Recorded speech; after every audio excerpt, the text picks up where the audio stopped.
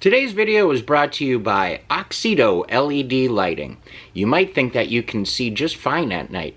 Well, I did too, until I did this little upgrade. As you can see from this footage, here is some before Oxedo LED lighting, and here is some after Oxedo LED lighting.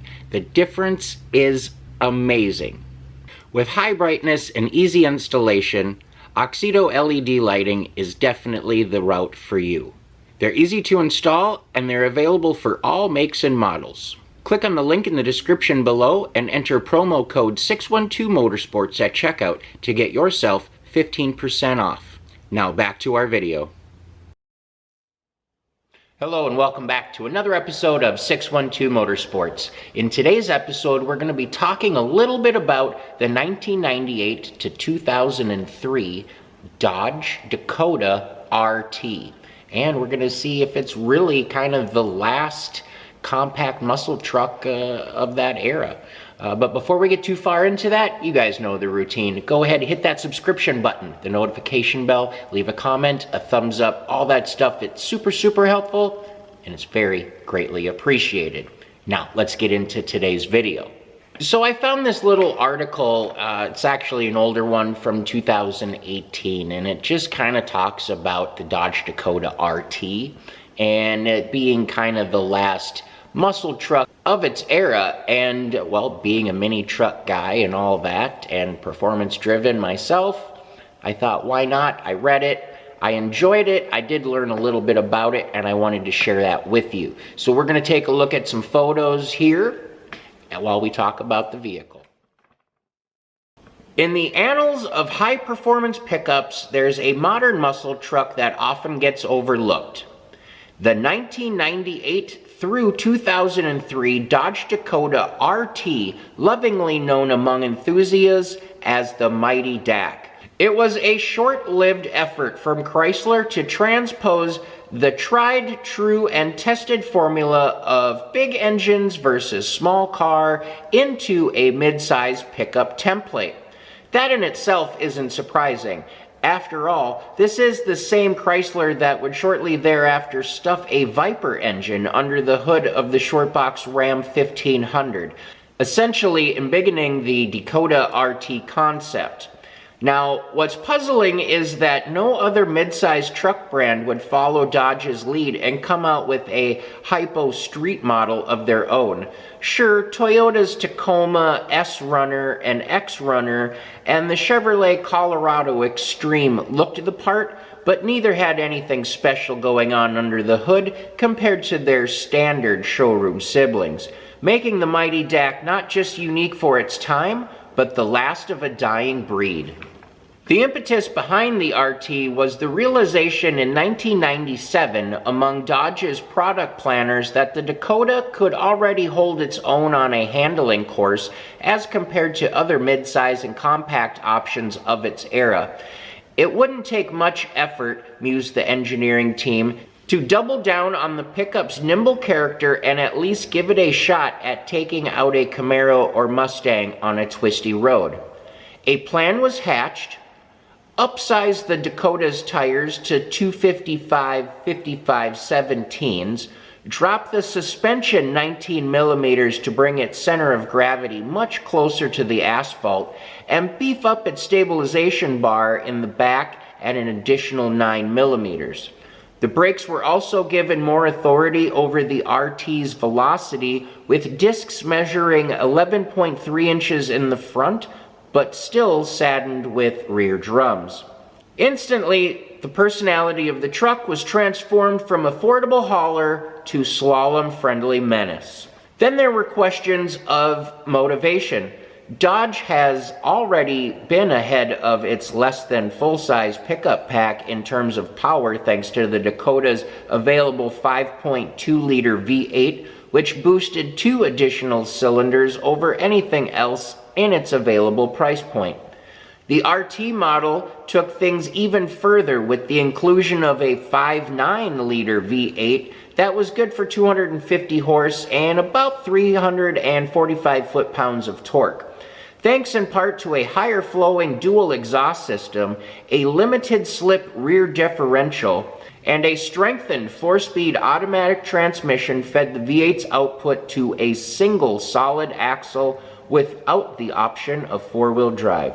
Never one to be subtle with its trucks, Dodge also gave the Dakota RT, available in both single and extended body cab styles, a dollop of visual flair that included 4 unique colors: flame red, black, intense blue, and deep amethyst, as well as body color trim all around, and of course an enormous RT callout on the trunk's flank.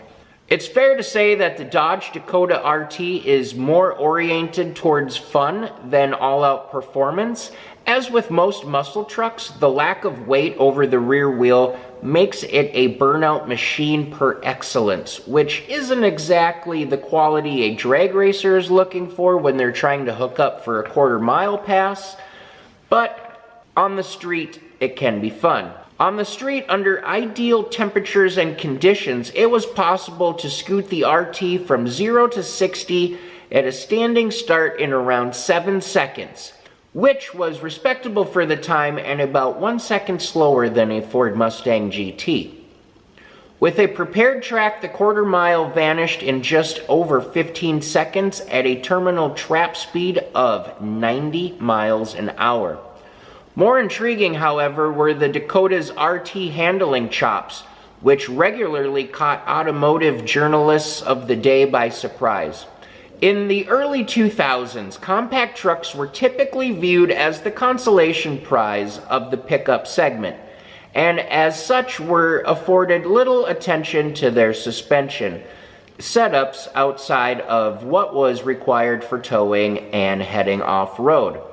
So Dodge developed a competent and fun-to-drive option. Was a shock to the system.